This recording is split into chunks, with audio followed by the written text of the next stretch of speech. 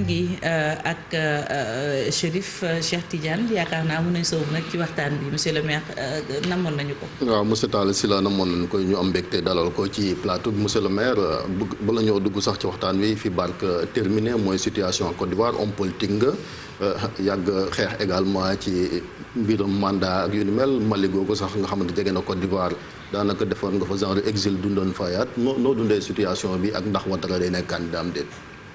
waaw xam nga ñun gisaane du suñu wàll jàngat nag suñu wàll la te bëri na jàngat yu sama xarit Barke yëkkati léegi yoo xam ne ànd naa ci Afrique dafa am lu ñu war a bàyyi xel mooy tabax luy mën a dajalewaat askan yi ba loolu suñu yenn mag ñi amoon yéene mooy unité africaine ñu mën caa jëm te pour loolu mën a am ci lii rek la mën a lalu mooy dëgg ak yoon ci dëgg ak yoon ci nga mën a dajale ay askan yu wuute ci parfois ay intérêt parfois ci fu ñu jóge ak parfois fu ñu jaar mais suñu gisee ne suñu intérêt en tant qu'africain mooy tabax ay dëkk yu solide wéeru ci démocratie bu wér boo xamante ni kenn du am cër te askan joxula ko te ku askan dénk cër di am sañ-sañu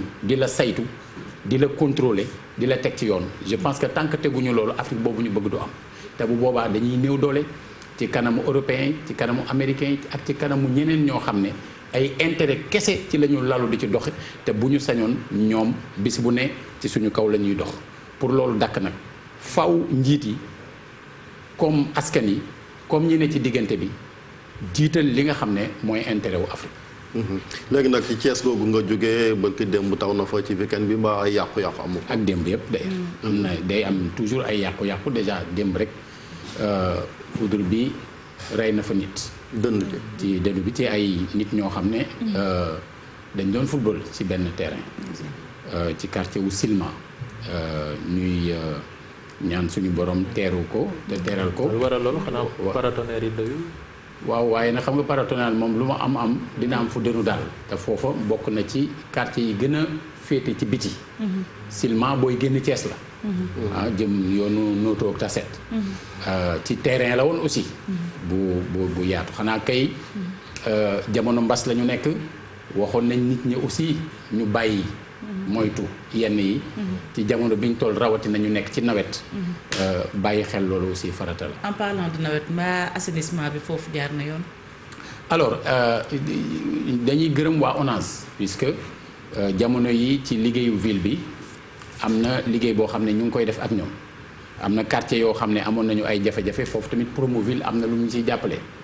ndax am na terrain bu ñu tuddee bu siiw ci Thiès bu tudd terrain Cosmos saa yu masee taw kenn dootul génn sa kër kenn dootul jéem a ñemee yónni sa xale. alors jamono yi construire nañ fa benn mini station de pompage boo xam ne au moins déjà ubbi na ay solution mu am leneen loo xam ne mooy curage yu caniveau yi dafa doon loo xam ne ay communes yi nekk biir Thiès dafa doon seen cër waaye gis nañu FERA jël benn projet bu am solo lëkkaloo ci ak ville de Thiès pour fii ak ay weer ñuy liggéey ca lool. xanaa ma dolli ci rek. benn projet boo xam dañ ko amoon avec les Allemands mu jeex il y a 1 an mu tuddoon réhabilitation et restauration des écosystèmes de la ville de Thiès. boo xamee Thiès cuvette la dafa am ay plateau yu ko wër. te ni ñu déstructuré écosystème bi dafa tax ba fi amoon déeg amatul. fi ndox daan jaar dematu fa.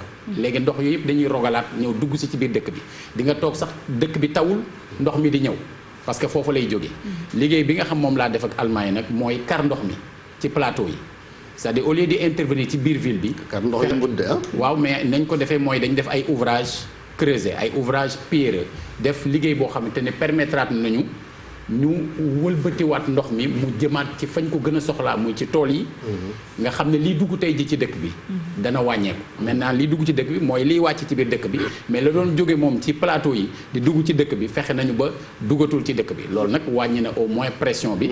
en attendant que ñu am les moyens. bala ñoo terminer ci mbënd mi waa Aiglon ak waa Ngéej moom lii ab yóbbante la bu jógee ci ñoom muy quartier yoo xamante ni nee nañ mbënd mi sonal na leen juróom-benni at yaa nga fay maire noo def ba tàqali quartier yi ak yeneen quartier yoo xam ne xëy na ñoom mënuñoo jot ci ñoom lii di mbënd mi foofu. waaw xam nga du sax Aiglon kese fu mel ne Ngent.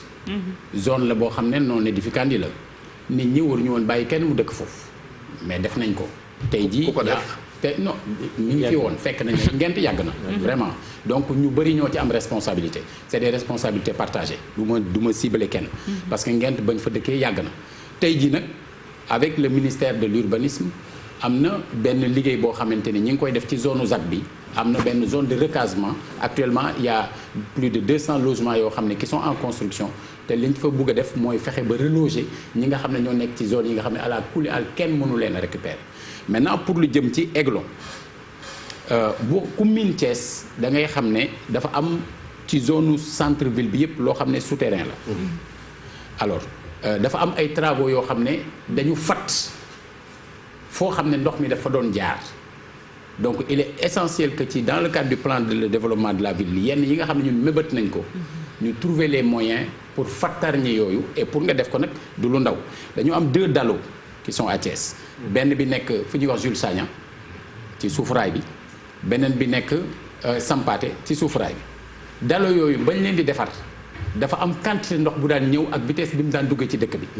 kon suñu demee ba nga xam ne avec li ma wax ci écosystème yi ni muy duggee ëpp doole yenn population yi ci boppam di fa sotti mbalit nag loolu moom ci ay nit ñi la di fa sotti mbalit di leen fat dalo yooyu il faut ñu redimensionner leen pour nga redimensionner nag dalo yu nekk ci suufaraay il faut quand même énormément d'argent yoo nga xam ne ville bi amagu léegi nag bu ñu ñëwee également ci wàllu actualité inspection générale d'État dafa remettre rapport am président de la République bën ko lañ bëtee nag gis na ni yow joxoñ na la baaraamu tuuma ci sa yoreen.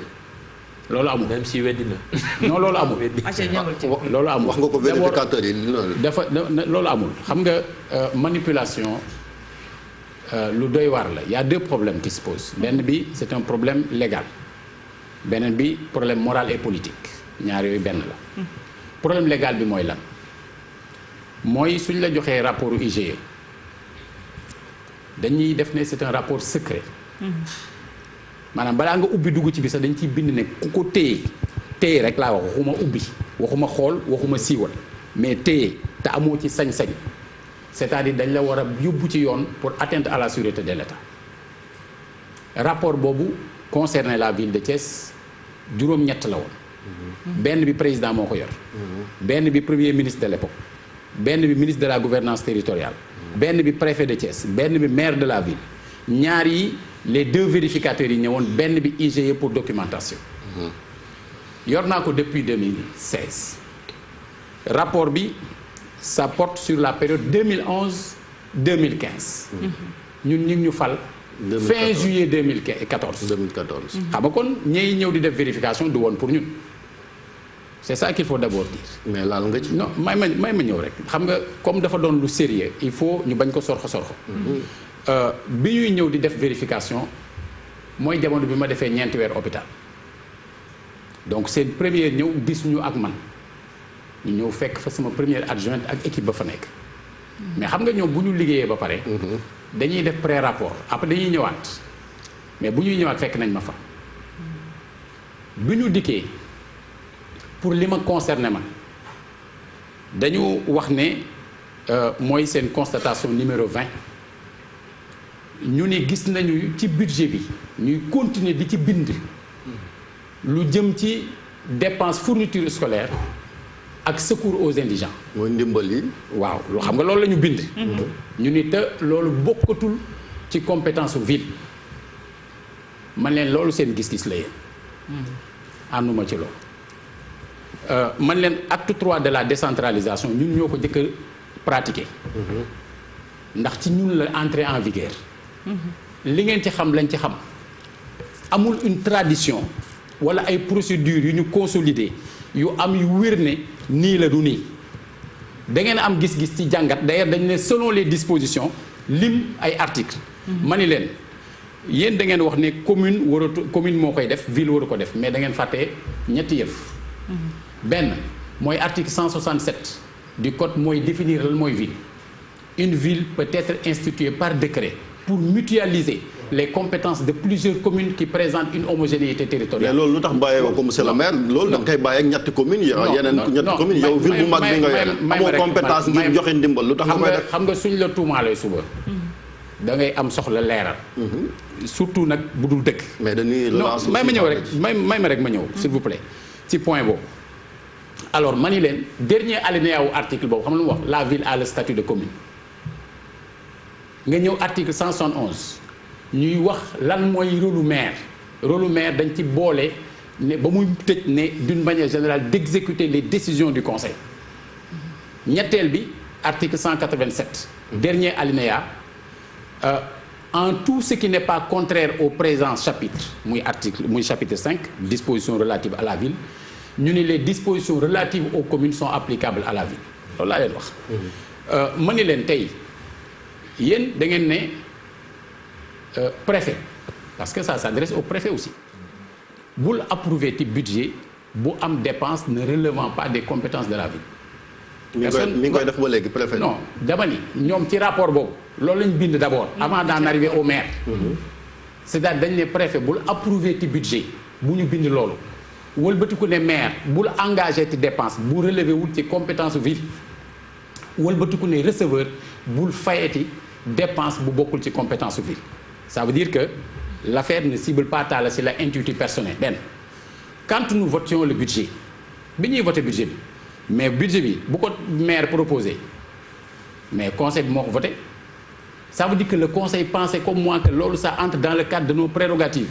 mais su conseil ànd ak maire bi su conseil ànd ak maire bi kay li maire bi bëgg lañu def. est-ce que conseil ville est-ce que dañoo ànd ak Talla Sylla xëy na moo fa am majorité non nañu waxati. non laaj la xëy na mën nga am majorité ville de Thiès moom kenn du wax majorité mécanique am na foofu. loolu c'est la réalité. xam nga loolu c'est la réalité. ñu wëlbati ko ñu voté budget. c'est le préfet qui a le contrôle de légalité. Le préfet approuve le budget. ba léegi mi ngi koy approuvé. non on parle de ce budget de 2015. waaw non dama ne entre temps là xam nga dañuy avancer aussi. bi la inspection générale d'État defee recommandation est-ce que yaa ngi koy appliqué. xam nga li tax man y a un problème légal mooy et après moo wax ni y a un problème moral et politique mooy ñi ko génnee loolu dañu def comme si il s'agissait de loo xam ne tey la. alors qu'il s'agit de 2015. mais parce que rapport yaa ngi doog a génn moo tax xam nga rapport yi. non rapport ba mu génnee yàgg na. waaw non mais public. des rapports sont public warul woon public. non kon c'est-à-dire que un rapport buñ ko déclassifié wul. kon inspection générale d'État ñoo violé la loi. ñi ko génnee suñu déclassifié wul rapport. y a problème quand je dis problème moral et politique nag mooy c'est la démarche sélective boo jëlee rapport bi xam nga rapport bi. mais du yow kese lan ne xëy na ay faute de gestion yoo xamante ni tuuma. non loolu du faute de gestion y a pas de faute de gestion. mais erreur la y a un problème d'interprétation de la loi. waaw mais li ma bëgg a xam mooy depuis bi ñu la ko waxee ba léegi est-ce que yaa ngi continuer di joxe ndimbal. wala loolu kay dinaa ci ñëw mais il faut. temps bi dañuy avancer waaw mais lu temps bi xat moom problème mu IG ba bu ñu ko tuddee daañu ko leeral. mais ba léegi ñu ngi xam nga dama ne la y a un problème légal wax naa ko. dama ne la y a un problème moral et politique.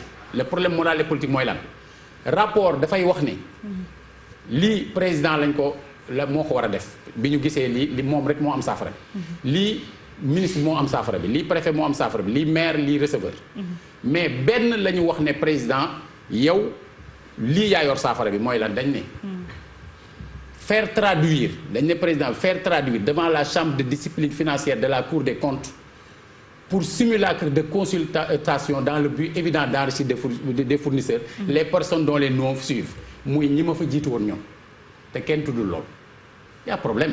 non bu ñu traité information tamit yàgg nañu wax xëy na ñi nga wax mooy ñoom Yankhoba Diattara ñooñu aussi yàgg na leen fay cité et cetera ci mbiram Thiès mais li ma bëgg a xam mooy. il s'agit du même rapport. waaw d'accord mais li ma bëgg a xam mooy. il s'agit de la seule recommandation qui incrimine. waaw mais da nga jàpp ni kon dafa am loxo bu lal ci suuf. mais bien sûr je l'ai dit loolu c'est trop facile quand même di naan dafa ay dañuy manipuler journalistes yi ñoo génne information mi ngi ci rapport yi. journalistes yi génnewu dañ leen ko jox ñu génne. voilà non rapport yi ñëpp a ngi fi dégg nga la rapport ñëpp mi ngi ci internet yi ñëpp a ngi am seen téléphone. man li ma bëgg a xam mooy mais comment se fait-il que bu ñu nee diw ak diw dañ leen yu war a yóbbu ci yoon ci même rapport bi.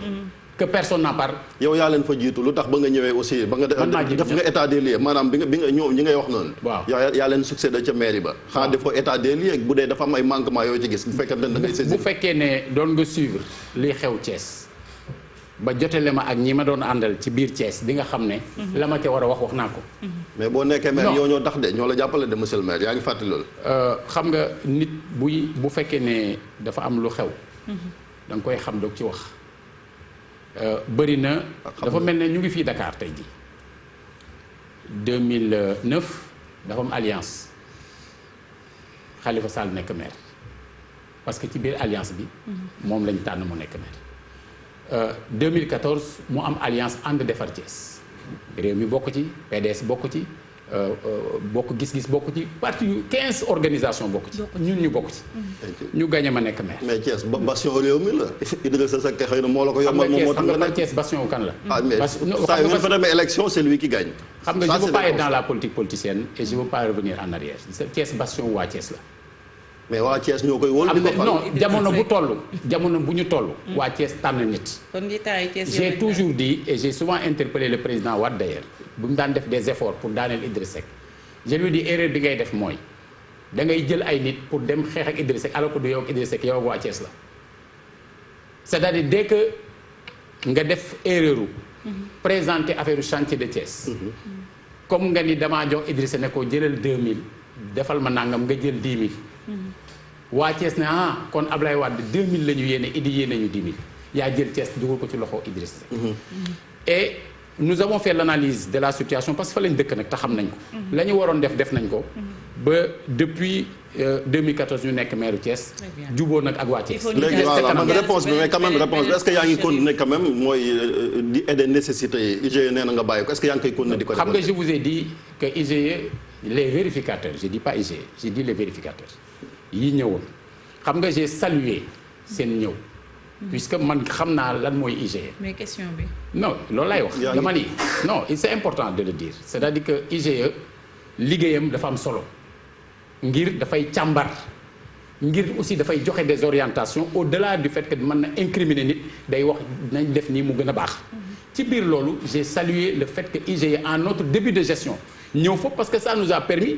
lépp li nga xam ne ça relevé de l'acte 2. est-ce que yaa ngi dimbale nit ñi wala. mais dimbale nit ñi moom du ma ci jóg. kenn mënu ma cee ci kopparu mairie bi. ci kopparu mairie bi ci kopparu mairie ak lu may wuti ci samay nit. loolu leer na Chérif. loolu moom dimbale nit kenn mënu maa jëlee ci dimbale doomu aadama yi. foncier bi aussi mais Dakar fii dañuy joxe bay joxe meew. ñu wax ci école foncier bi problème de wàllu foncier. ci Thiès surtout. ci Thiès gis nañu aussi li xew ci Ndengler.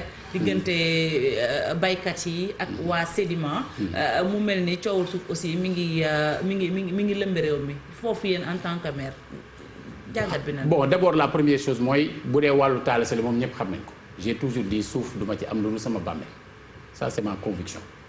J'ai ensuite dit. mais juge Amadou Deme wax loolu de nee na spéculation foncière am na ci Thiès ci sa gouvernance waxuma waxu ko. xam nga non waxu Thiès la ñuy wax ak waxu. waaw mais Thiès la dëkk mu ne dafa constaté ne am na spéculation foncière. mais ci sa gouvernance seen laaj laay tontu. waxuma waxu kenn. moo tax mu relance xam nga Fatou bi mu ne problème mu foncier moo tax. ma ne kat yow sa wuj yi foofa ca Thiès nee nan monsieur le maire. na nga yoree foncier bi jaarul yoon. xam nga Thiès dafa am lu fa xew lu xewul ci beneen dëkk. lu fa ci Sénégal mooy juróom-benn weer yu nekk à date fixe.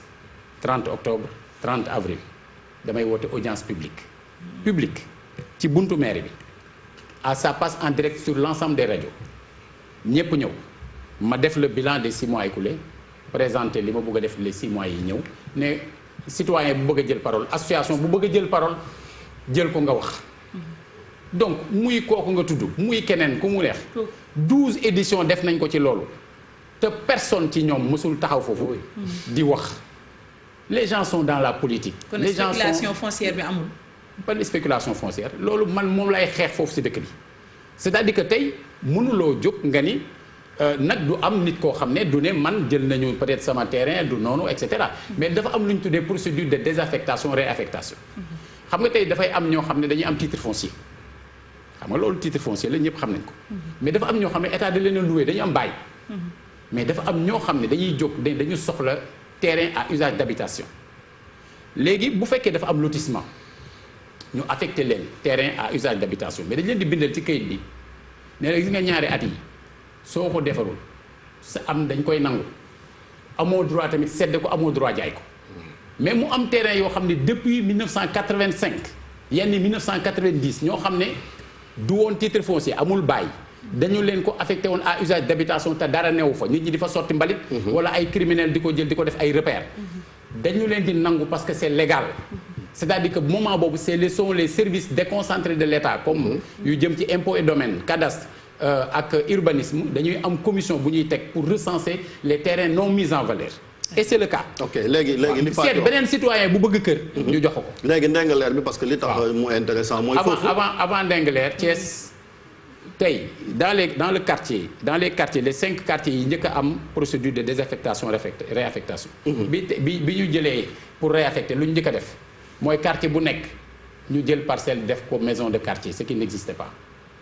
wëlbatiku jël quartier mel ne grand standing jël ñaari terrain dajale ko jox leen ko pour poste de santé. d'accord léegi jël ODCAV jox leen pour siège. 2 minutes yi parce que am na question yi mooy Ndingler parce que li tax mooy foofu tamit dañ fa joxoñ baaraamu tuuma conseil municipal bu Sindia parce que ñoom ñoo daje woon ngir affecté terre yi waa Sedima léegi gouvernement bi dama na fa def proposition ngir Babacar Ngom abal leen benn pour ñu bay fa population yi lankal ko lan nga jàpp ni moom moo war a régler problème bi à Ndingler. non sérieusement xawma luy régler problème man xam naa ni problème bu amee waxtaan mën na ko régler yoon mën na ko régler c'est-à-dire ay nit dañuy waxtaan ba déggoo ci dara mu régler wul ñu dem ci yoon parce que réew nag li ko mën doxal c'est une justice juste comme disait Serigne Cheikh Ahmed Tidiane Sy qui fera de l'injustice un ennemi à abattre kenn du jaay kenn doole bu fekkee ne ay nit dañoo dëkk ci barab keneen jóge feneen ñu jox ko suuf boobu ci ay procédures am na ay procédures yu man légal yoo xam ne dina jox nit dara mais su fekkee ne ña dëkk ca gox ba am na fa ay citoyens wala ay association wala ay groupe yu estimé ne ni ñu ko joxee du noonu mais ñooñu am nañu sañ-sañu mais dem ci yoon. très bien monsieur le maire dernière question gis nañu itam mbas mi laal na région bu Thiès bu baax a baax mais ñu gis aussi mairie bi ñu initier benn concept bu ñu dippee waañu daara mu mel ni wàllum solidarité ak it d'abord xeex mbas mi naka ngeen ko dundee foofu ci diwaanu Thiès ak xeex bi rapidement. lanu njëkk a def mooy taxawal comité de veille et d'action dajale les acteurs communautaires de la ville de Thiès. parce que bu fekkee dafa am maladie communautaire il faut mu am synergie communautaire loolu lañ njëkk a def wëlbatiku taxaw ci nag def ci ay moyens joxe ay produits kii d'hygiène produits alimentaires taxawu ñu bëri mais comme dañoo amoon plan d'action mu am liggéey bu jëm ci biir mairie bi duñ koy taxawoo nan la ñuy def mu jëm ci këru diine yi lan la ñuy def mu jëm ci quartier yi ak marché yi ak yépp ñu taxaw ci ànd ko ñépp nag di organiser des émissions synchronisées de l'ensemble des radios pendant plus de 3 mois yoo xam ne l'ensemble des radios de Thiès synchronisées am émission bu ñuy defandoo mais ñu cibler les daara ñi ngi dundal tey mooy 98e jour 15 650 talibés par jour. Très bien. Pour éviter que ñooñu di dugg këroo kër di nekk ci mbedd mi bay mën a mais amoon nga ci problème ak waa ministère de la femme ci talibé yooyu amoon na welante bu doxoon sa diggante ak ñoom. waaw parce que xam nga bu fekkee dañuy jóg dañuy def confusion toujours bu fekkee président nee na 0 enfant dans la rue mais on parle des enfants dans la rue mais les gens passent de enfants dans la rue à talibé ce qui est différent donc ñun suñu maintenir talibé yi dans les daara bokkul ak xale yooyu nga xam ne naka jekk ñi ngi ci mbedd mi te ñenn ñi ils font la confusion parce que am na leen lu leen yëkkati te xamuñu dara lu xew ci réew comme déclaration de patrimoine dafa xew mbaa yow sa moomeel patrimoine zéro man maa njëkk a dem OFNAC man maa njëkk a dem OFNAC dara yokkul ci sa moomeel 6 ans yi patrimoine zéro wëral fu la neex. monsieur le maire du kër du oto. parce que bi nga fi ñëw bi nga fiy mujj monsieur le maire bi nga fi mujj daf ne woon day luye xanaa diggante beegi. moom nee na la baax non loolu du changé. du mas a changé. monsieur le maire ñu lay sant bu baax di la gërëm. bon l'actualité jëf jël aussi bëggoon na ñoo xam ne actualité jëf jël dafa mel ni maire bu Thiès Chérif bëggoon nañoo wéyal mbuux waaye nag waxtu bi dañoo xoj léegi miroir régional inter ndaxte 8h50 mooy soo ko jot.